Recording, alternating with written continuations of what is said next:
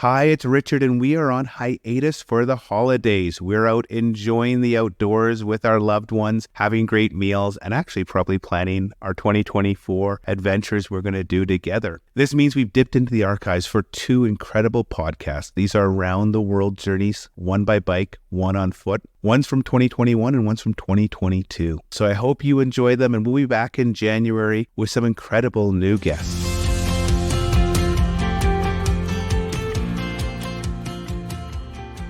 Welcome back to the 10 Adventures podcast. I'm really excited for our podcast today as I'm talking to somebody whose journey I've been following online for years. Today we're talking with Tom Turcich, who has spent the last 7 years walking the world with his dog, Savannah. Tom, welcome to the show. Thanks for having me, Rich. Well, I've just been kind of like living vicariously through your social media posts for, it must be a long time because I'm following you on Facebook, but it's kind of really cool that somebody whose journey I feel like I've been a part of, I'm getting to talk to you. So I'm really excited that we're chatting here today. The first question I want to ask is, how did this trip come about? You know, deciding to walk the world right out of university is pretty massive. Like, how did you decide on that? It was burst out of, or came out of a friend's death when I was 17. She was 16. She was a really good person, and she died in this sort of freak accident. And after she died, it was this realization for me that I was going to die as well, and it could happen suddenly and, instantly and out of nowhere. And so it kind of caused me to reflect on everything, reflect on my life, and try and sort out how do I integrate this fact that I'm going to die into how to live. When I thought about what I wanted out of life, I knew I wanted to see the world. I wanted adventure, and I wanted to understand the world. Sort of what solved all of those things that I wanted was this idea of walking around the world. And that idea came out of seeing Steve Newman, this Ohioan who had walked around the world in the 70s, and then Carl Bushby, this ex-British paratrooper who's still walking around the world. And so I saw these two stories, and that really resonated with me. And then it was 8-9 years of saving money and paying off loans, and then getting a little lucky right before I left and being able to grab a sponsor before taking off. But yeah, really, it just came out of a friend's death, and then sort of wanting adventure. And so along those 8 years, was this something that you kind of knew you were going to do, or was it something, I'd like to do this, but who knows if it'll happen? How far before were you pretty certain you were going to do this? So my friend Anne-Marie passed away in the summer of 2006. And it was the next winter, that I had resolved to walk around the world pretty much. And there was a couple months of fog and uncertainty. But then once I found this idea, I just settled on it and knew right away that this is what I was going to do. And it kind of became my flag in the distance that I would direct everything towards. And initially, I didn't even want to go to college because that was just going to divert me for a while and I'd have loans. But my mom prudently made sure I went to college. And if I had left when I was 17, you probably would be dead somewhere along the way, or just, who knows what would happen. I was just a fool back then. So I'm grateful that I went to college, but the entire time that I was in school and then after school was all about saving money to make the walk happen. You planned it for so long, you're committed. That probably is, a characteristic. You actually then went and did it. I think a lot of people dream about things, but they're never like really committed. And even if they go and start to do it, they might not finish it. One thing I thought was cool about your route is it was definitely not the most direct route. Like, it seems to me like you were kind of just like exploring places you wanted to. How much of that route selection was like, did you know in advance, or how much was it? Like, I think you mentioned in one of your blog posts that you were kind of always just looking a couple weeks ahead, but kind of the big picture. Did you have that route at the start of kind of like the way you wanted to go? It is just like the small details that you figured out at the end? Yeah, exactly. I knew I wanted to hit every continent. And so that was the main criteria. And then the next thing I considered was, how do I do this with as little visa trouble as possible? And so that's how I drew my route. And I also didn't want it to be 12 years long. There's a Canadian guy who walked around the world. I can't remember his name. It's Jean. But he walked, I think, for 14 years, and he walked everywhere. And there's a Japanese guy who walked for about 10 years. It's been 7 years for me, but initially 5 years was more than enough. I knew it would be a really long time, and I didn't want this to be all consuming forever. I knew I would get tired eventually out here. So it was sort of this balance of, okay, hitting every continent and then avoiding the visas. And so I only needed visas for Algeria and Uzbekistan. And then the route, when you kind of zoom in on the route, that was at the beginning a lot of working out the kinks, pretty much, and walking on dangerous roads, on these windy little roads in Pennsylvania where cars almost hit me, and then onto roads that were too big, until figuring out, what roads worked best for me. And then eventually when I got to Central America, pretty much I just followed the Pan American all the way down to Chile and then Argentina. And so now it's kind of, I have it very figured out what roads I can walk, and it's really, I don't stress about it kind of thing. And I'm able to look at the map and be like, okay, this one will work, this one won't work, very quickly assess it, and then sort of plan my days, maybe a week or 2 weeks in advance, and kind of have a general idea of what's going to work and what's not going to work.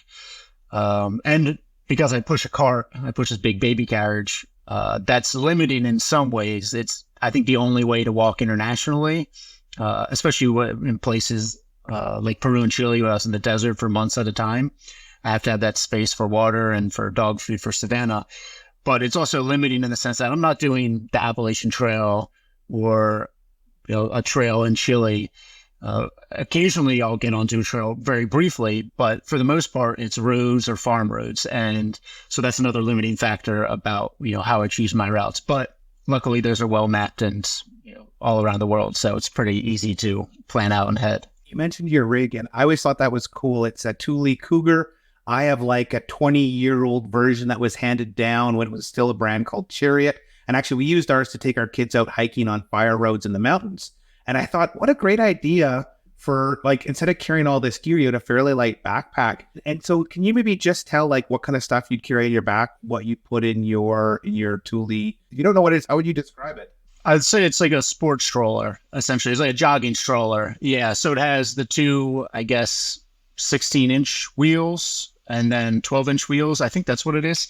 But, it's like this totally crazy piece of engineering where it has shocks and it carries a lot. So I can put up to maybe 100 pounds into it very easily. And there's times I've really had to load down with the water.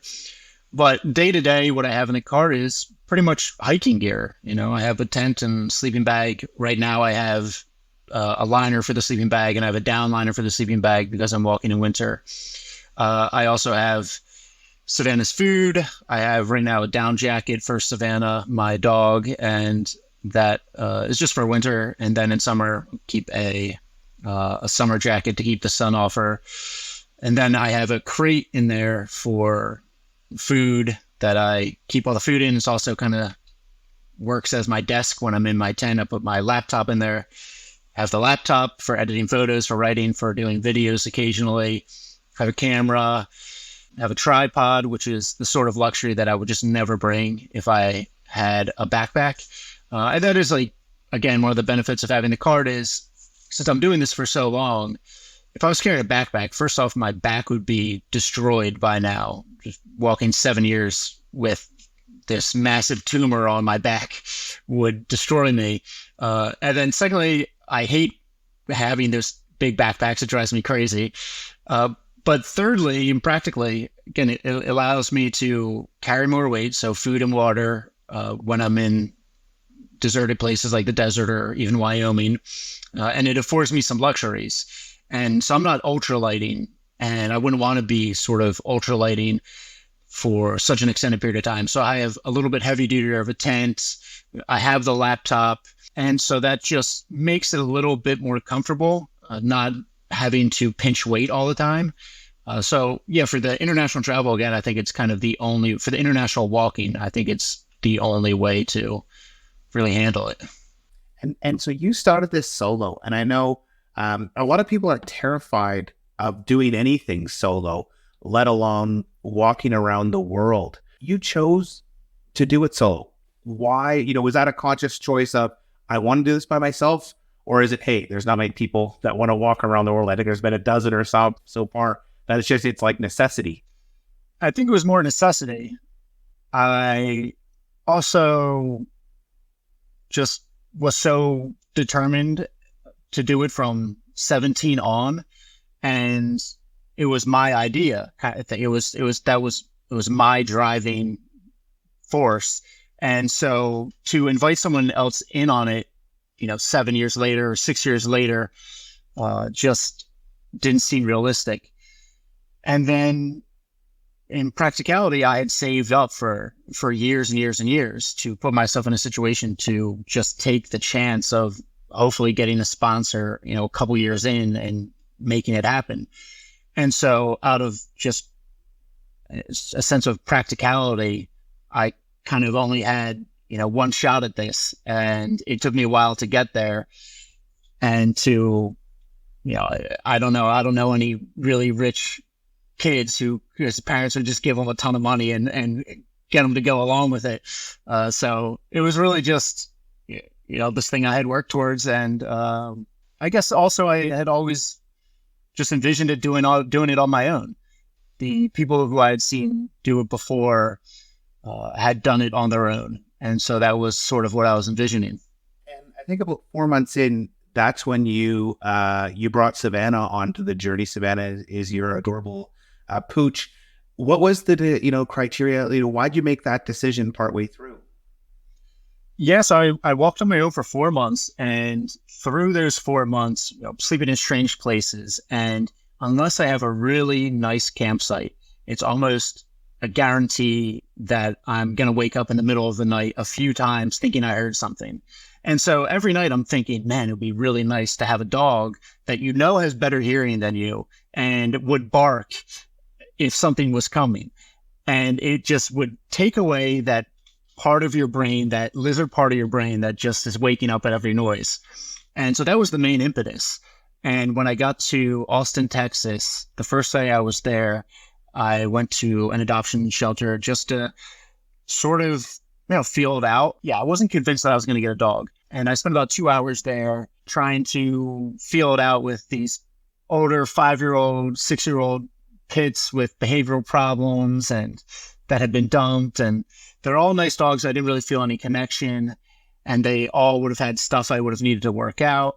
And right as I'm about to leave, they bring out these 2 little puppies that were just found on the side of the highway. And I knew pretty quickly, first of all, that I got lucky that they had puppies there. And then secondly, a puppy would be perfect because it would grow up on the road and it wouldn't know any other life. And so I picked up, her name was Lulu at the time. I renamed her to Savannah.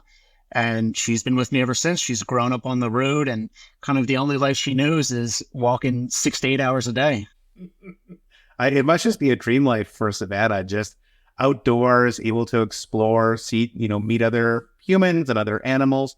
But I know in some countries, there's a lot of strays where we were talking with a guy a few weeks ago who walked up the coast of Morocco, and he was routinely attacked by stray dogs where you have to carry some stones with you and a big stick, basically, if you're in Morocco walking. But it's different as a human as opposed to having, Savannah with you. Was that a concern, or, did you have to look at ways to protect Savannah when you were in some places where there are a lot of aggressive strays? Yeah, I would say that is probably the most developed skill I have, is fending off stray dogs. It's been so honed in me after Central and South America that I can fend off pretty much any dog, I would say. And with Savannah too, with dog to dog, when a dog sees another dog crossing their territory, they really lose their mind. If it's just another human, they kind of don't register it. So it's like every dog in Central and South America was coming after us. And the thing is too about a lot of these dogs in, some of these countries, and again, Central and South America, we're definitely the worst with this. But the thing is, they don't have the same sort of relationship with dogs that, say, Americans do, where for us, or Canadians, for us, they're like, dogs are almost a religion for us, where they're like worshipped and coddled, and they're almost invariably very nice and taken care of. But in a lot of Central and South America, a dog will maybe kind of linger outside of someone's house. They'll throw it some scraps, so the dog will come back. And then this relationship builds of the person kind of giving the dog the scraps, but they never give it any affection and they never take any ownership of it. Maybe they'll even throw rocks at it or kick it or whatever. And so the dog becomes territorial of this area, but they also haven't been shown any love. They're territorial because that's where they get their food, but they haven't been given affection. So then they just become very, not aggressive, just territorial. There's times when we would leave a city or even in a city to see some dogs, but it's more kind of on the outskirts of a city when the houses start spreading out a little bit, where there's a lot of dogs and outside of each house. And it's just, there's days where it's just like hours of just fending off dogs. And again, I have it so hyper developed, but there was only probably, I would say, there's only 2 times where I thought the dog that we encountered was truly violent and would have gladly killed Savannah and ripped my leg off if it could have.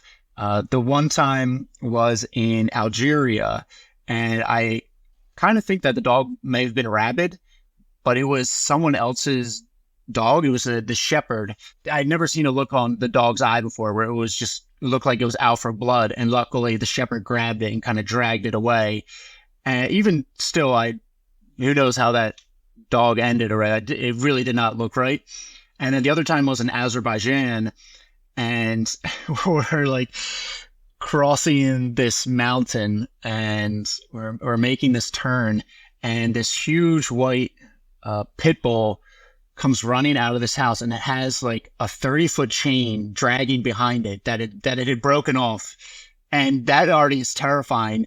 And then it was at us, really out for blood and snapping at my leg. And so that was like, and behind me was a cliff. So I just kind of had to really work my way slowly along this situation until I was out of its territory. But otherwise, I'd say most of the dogs just want to bark and get you away from them. And those I can handle like in my sleep anymore. You just kind of turn and throw your dominance at them, and they sort of back away generally. Okay, so I've actually been attacked by a dog, and I've had 2 kind of shepherd dogs that, almost attacked. So I'm actually, although I love dogs, I'm eager to learn these tools for these kind of crazy dogs you meet out in the wild. So if you see an aggressive dog, you just turn your shoulder? Is that how you deal with it? Well, I would say the first really useful thing you can do is just like pretend to pick up a rock, because if the dog is aggressive, and if it's been hit before, it'll know what it means. It'll know that you're picking up a rock to throw it at it. And then you'll know it's an aggressive dog if it flinches or if it backs away. But then it flinches and it's recognizing you as a threat. That was probably enough already. Some of them will come closer to you and snap at you, maybe not too far away. Then maybe you have to throw a rock at it and scare it off a little bit. I mean, that's the rare case.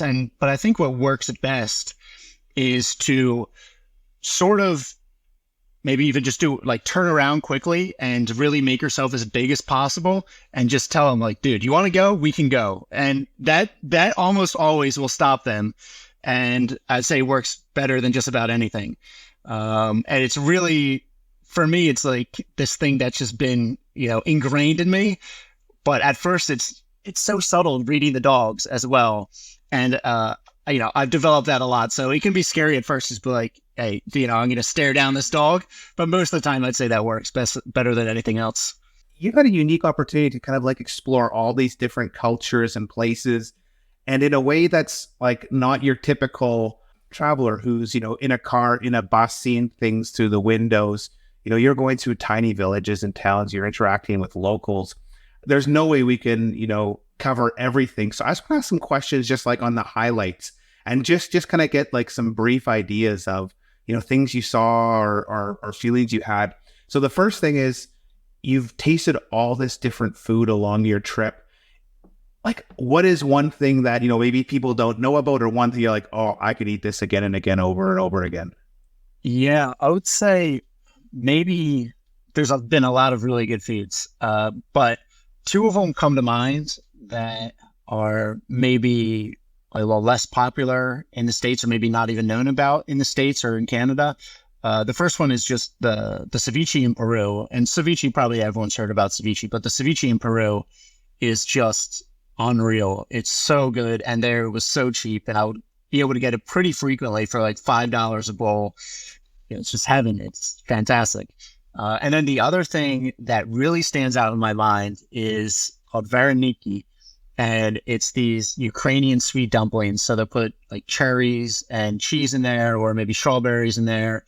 They're so good. And I actually didn't have them in the Ukraine. I had them when I was stuck in Azerbaijan, from this very hometown kind of Ukrainian place. And I would just dream about them. I couldn't wait to get them every day. So those two, I would say, stand out the most. I've had some weird food as well. But as far as the food I can't wait to have again, I would say those two. Man, I'm getting hungry just thinking about some ceviche, because here I'm in just beside the Canadian Rockies, so we're far from any sort of water. One thing, everyone who does these big trips, when you read their books, you talk to them, they talk about the hospitality and kind of how kind the world is. Was there a place, I guess first off, did you experience that same thing? And then if so, was there a place that really stood out for hospitality along your walk? Yeah, absolutely. I would say it's almost places that stood out most were the Islamic countries. So North Africa, Turkey, and Uzbekistan in particular. They sort of have it almost seems like a core tenet of the religion to be hospitable. And so the people all across North Africa and Turkey as well are just so warm and so willing to help you out and make your travel easier. I know this one time in particular comes to mind in Algeria, where I was shown a lot of kindness and was put up a bunch of times. But this one time in particular, the little backstory is Algeria is basically a cash economy. It's very closed off. And there was, I think, maybe 3 or 4 ATMs in the whole country that I could withdraw money from. And I had this police escort with me 24 hours a day, and they demanded I stay in a hotel every night so I was at a safe place to sleep. So I had money, but I was not anticipating to stay in a hotel every night. So I ran through this bit of money at some point pretty quickly. And I don't know anyone. I have a friend who's a friend of a friend in the country who lives basically on the other side of the country. And he makes a call to some guy he knows around me that lives over the mountains. And this guy drove like 4 hours out to meet me down onto the coast and just handed me like $300 or something like that. And just said, "Hey, no problem. It's a favor for my friend," and then drove off. And it was so just like above and beyond anything I was expecting, that, I always remember that. But in general, I mean, the whole world is filled with a lot of really good and helpful people, far more than there are malicious people. And it's just been driven home like a million times. I mean, there was a time in Guatemala, I'm sitting on the side of the road, exhausted, covered in sweat, and this father and son see me and talk and just, say, "Yeah, you just stay at our house." And I didn't ask for it. Another time in the desert of Chile, I come to this little crossroad and it's super windy. And there's this one little restaurant there. And I ask, "It's very windy out, do you mind if I just sleep inside?" And say, "Yeah, sure, whatever, like no problem." I've been given food a ton of times. In Istanbul, Turkey, this hotel, this guy who had been, his daughter had been following me, put me up for my entire stay in Istanbul, right in the heart of the old district. And, it's a small thing, but earlier in Turkey, a farmer put me up and then took me to this wedding that was happening that night. So it's happened everywhere in every country. There's been a lot of generosity, and it's really reassuring. And, it makes the really large systematic problems of the world very frustrating, because everyone is good and generous and wants to do the right thing. But it's just such a complex world. And if you get a couple of bad actors in high power, then it can ruin it for everyone. Like you just verbalized, like my biggest concern with the world is people are all nice, but somehow things are screwed up, with these, bad actors. That you said it much more eloquently. I'll have to re-listen and take that for my own. You random camped a lot through your trip where you just go in and find a place. What made a perfect random camping place for you? Yeah, the perfect random camping place is somewhere not fenced in. So maybe it is private property, but I don't know it's private property. So I can pretend like it's public land or something and not worry about that. It's in a country without a lot of weapon possession. So not the US. It's flat and it's free of mosquitoes and it's secluded and hidden from sight lines. And there are like few better feelings than coming to the perfect campsite. Especially after a long day, to find a nice nook where I can totally relax is just paradise. And I would say as well, the desert, again in Peru and in Chile that I was walking in for months was fantastic camping because I knew I could just walk as long as I wanted. And then when I was tired, I would just turn off the road, walk into the desert and basically disappear. I would lay down my tarp. There'd be no bugs and I would look at the stars. So that was as good as it gets. You saw a lot of different places. You obviously had planned this a little bit. Was there any place along your journey that really surprised you, that it was, better than you thought, or it was, really different than you thought? Yeah, there's an easy one. It's Georgia up in the Caucasus, for sure. Georgia, I had no expectations of, and it just blew me away with how beautiful it was and how rich of a culture there was there. The wine, their Georgian orange wine is some of the best wine in the world. Their food, their cuisine is incredible. Their architecture is gorgeous. The people are young and vibrant and driven. And it's a very democratic country, and it's becoming more democratic. And I think it's a really interesting point. It's a really interesting study kind of on the fortunes of a country, because ostensibly the neighbor Azerbaijan, which is wealthier and on a per capita basis is wealthier, but it's a petrol state, and it has a dictator primarily because it's a petrol state, because a family can gain a lot of wealth and maintain power. And Georgia essentially has no wealthy natural commodities. So they're not mining, there's no oil. And so everyone there is either an artist or an intellectual or a restaurateur. Everyone is doing something interesting. And, you think on the face value, if you have this oil in the ground, if you have this immediate wealth, that's, so valuable, but it can also be such a detriment to a country and sort of put it into a malaise. Whereas Georgia, because it doesn't have anything, is just bursting with all this creativity and enterprise. And it's just such a beautiful country. And Tbilisi, the capital, is small, but it's incredibly packed with things to do and art to see. It's interesting you say that, because I feel like here in North America, you see that just in cities. If you look at Houston or where I am in Calgary, these are kind of like, oil and gas cities where there are, lots of lawyers and engineers and accountants. And there's kind of like they're very bland cities, where other cities that don't have the economy are kind of like weird and fun. I had never thought of it on like a country level, but it makes total sense. You've seen so much. Are there any places you went to where you're like, these are places everyone should really make an effort to see in their life?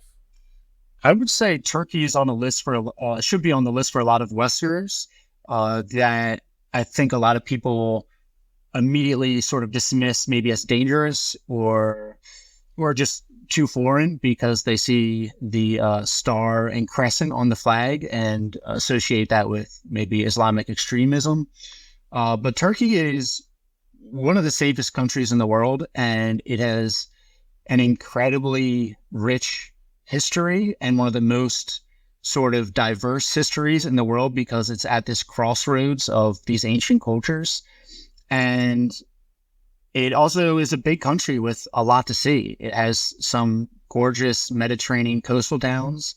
It has Cappadocia up on the high plateau, which is some of the most beautiful dry desert valleys where people used to live inside the stones, and it's just gorgeous.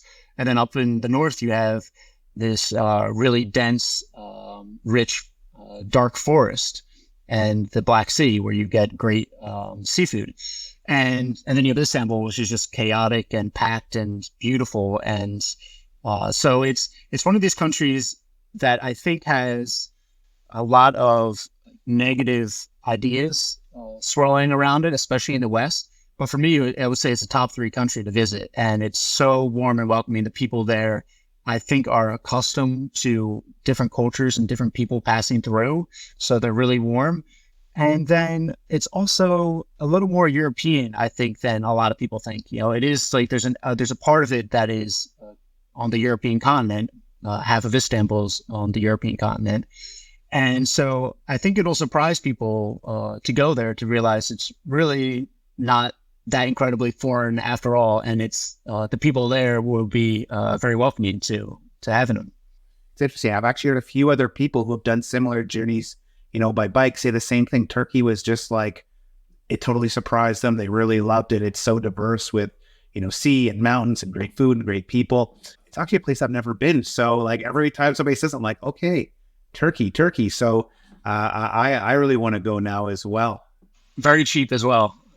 I used to live in England. It's a popular holiday destination for kind of like cheap holidays, but I'm actually interested, as you said, like there's the cultural history, there's the diversity of mountains and sea, and there's just incredible food and whatnot. So it just keeps moving up the list of where we go next. Going to the opposite extreme, from warm Turkey to cold, walking across the U.S. in winter. This is the final stretch. What's it like walking in winter? How are you holding up doing this? Yeah, it sucks. It's really tough, and especially when I was walking Wyoming in November, which wasn't the worst of winter, but Wyoming is at about 8,000 feet, so nearly 3,000 meters, and it's insanely windy there. And so that was just miserable. And especially as the days were getting shorter, I was in the tent for maybe 15 hours a day. And then I would wake up, I couldn't wake up before dawn. It was just too cold and windy. I'd wait until the sun hit my tent, pack up, and then walk basically to sundown. And Kansas has been pretty similar. I posted up in Denver for about a month and a half to wait out the worst of winter and the shortest days. And then once I started, I descended into Kansas. And again, it's just been windy and empty. And the wind makes it so much colder. But luckily right now, the days are getting longer.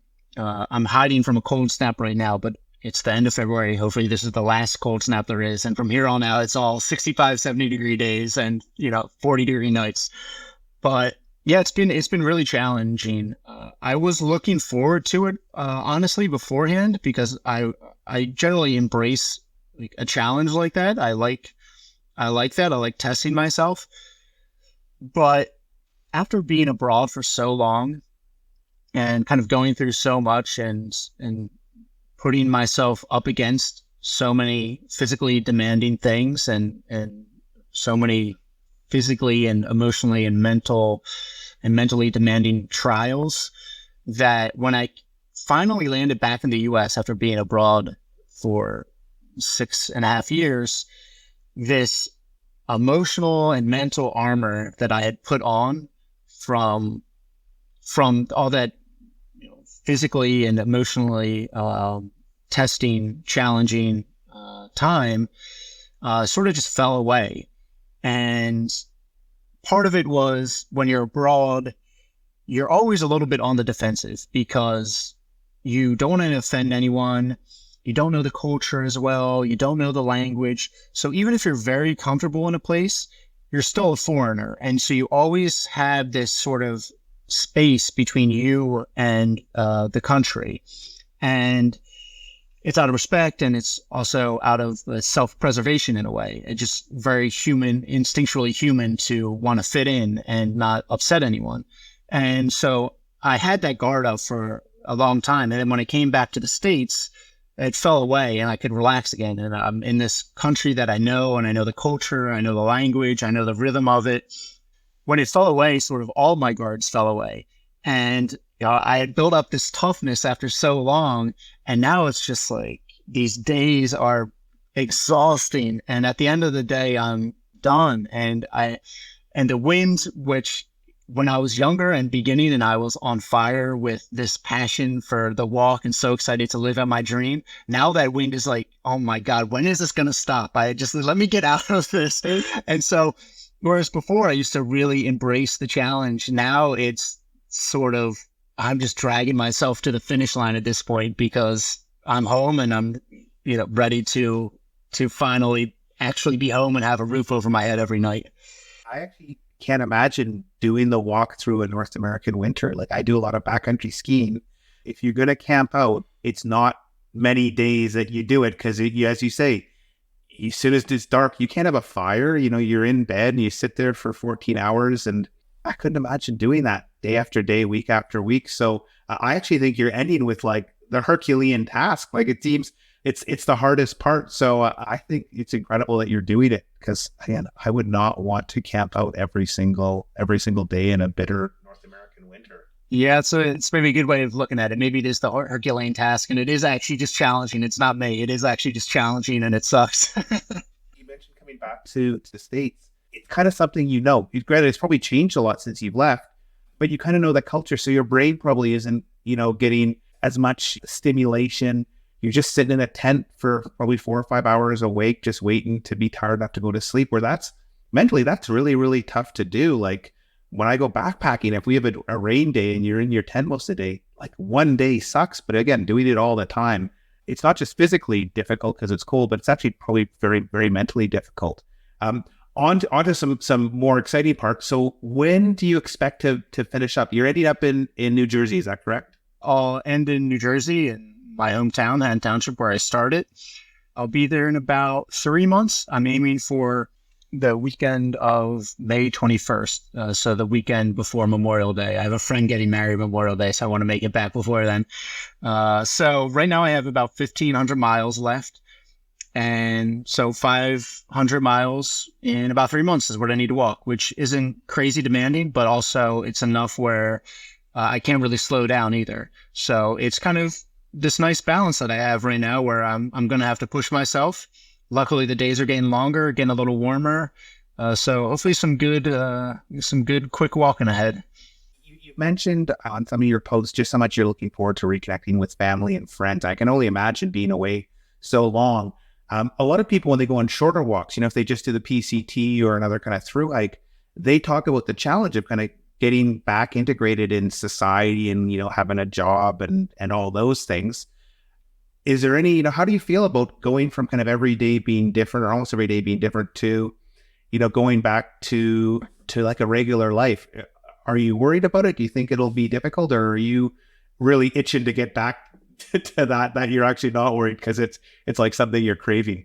No, I'm worried. Yeah, for sure. I am craving it big time. And I think one of the things that I'm missing most out of a more stationary lifestyle is just like the mental bandwidth and time to be able to work on some larger projects and have periods of really deep intentional work.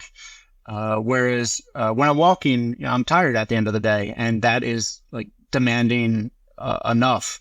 And so I'm looking forward to, first off, that, and also just having friends around to like grab a drink with. I can't wait for that. And, having Sunday dinner with my grandparents, and really just like a lot of simple things, just like being able to just like pop over to my cousin's house and say hi.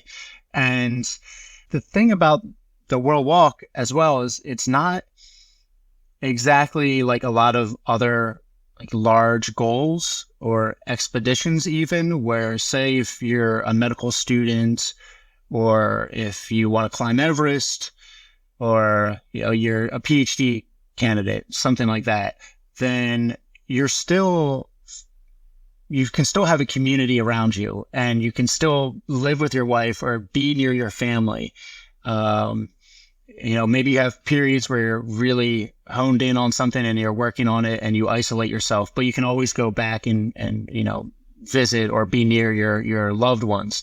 But with the World Walk, it's, I was removed from everyone for years, and maybe once a year a friend would visit me or a relative would visit me, but otherwise I constantly out on my own. And I knew that going into it, that was the trade-off, is that you're going to miss out on a lot of things in a certain vein, but it's worth it because, having an adventure and discovering parts of the world that you never imagined and have a much greater understanding of the world ultimately.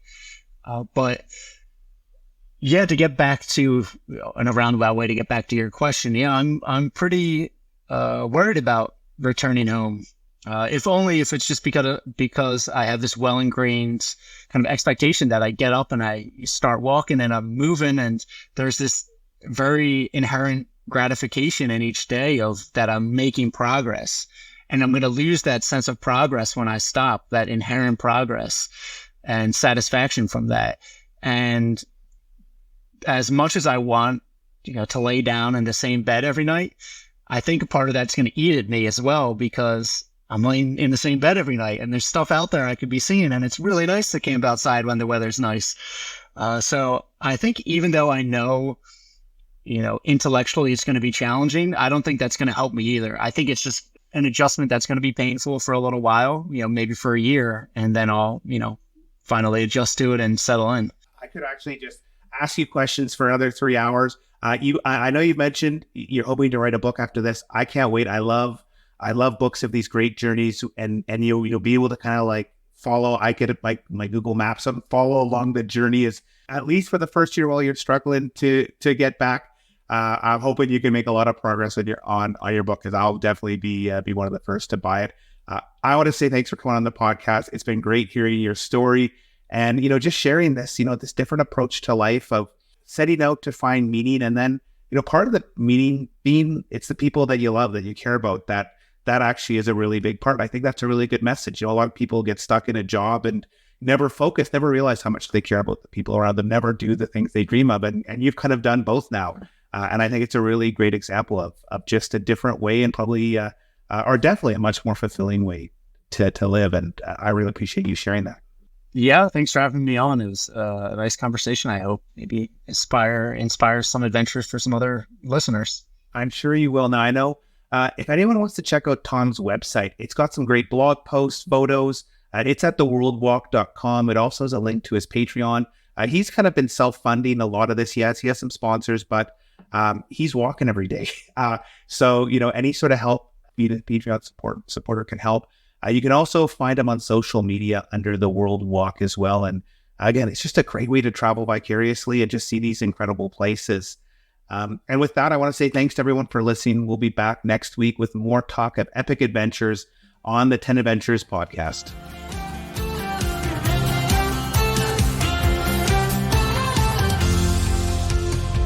We hope you enjoyed this episode of the 10 Adventures podcast.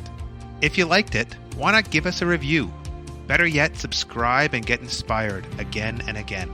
Also, if you want to find your own adventures, why not check out 10adventures.com, where you can use our free resources to plan your own trip or book a tour in over 60 countries and make your own epic memories on your next adventure.